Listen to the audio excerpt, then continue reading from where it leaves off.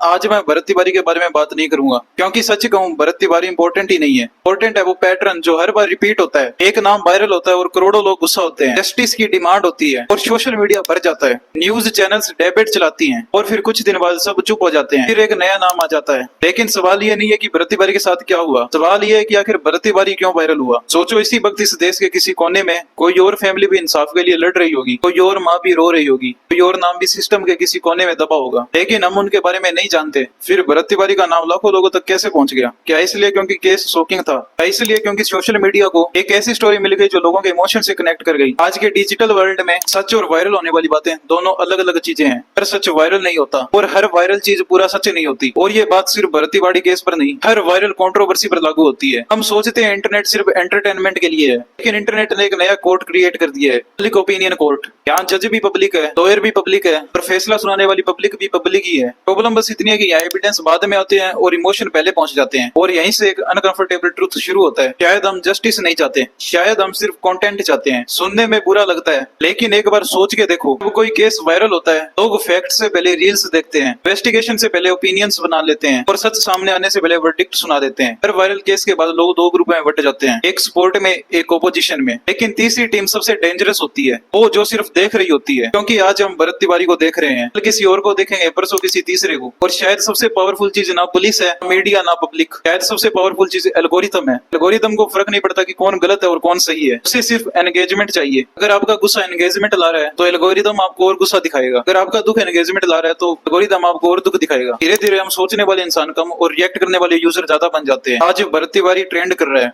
कल कोई और करेगा, कुछ हफ्तों बाद शायद ये नाम भी हेडलाइन से गायब हो जाएगा, नया टॉपिक ढूंढ लेगी, रील्स किसी और कंट्रोवर्सी से भर जाएंगी। लेकिन उस दिन भी एक सवाल जिंदा रहेगा, सच में जस्टिस मिला था या सिर्फ अटेंशन मिली थी? क्योंकि अटेंशन और जस्टिस दोनों एक जैसे लगते जरूर हैं, लेकिन एक दूसरे जैसे कभी होते नहीं है। और इसीलिए भरत तिवारी सिर्फ एक नाम नहीं है, एक आईना है। आईना जो सिस्टम से पहले खुद को देखने पर मजबूर करता है। क्योंकि कभी कभी कहानी किसी एक इंसान की नहीं होती, कहानी पूरे समाज की होती है। शायद आज का सबसे बड़ा सवाल ये नहीं है कि भरत तिवारी के साथ क्या हुआ, सबसे बड़ा सवाल ये है कि हम सच को कितनी देर तक याद रखते हैं।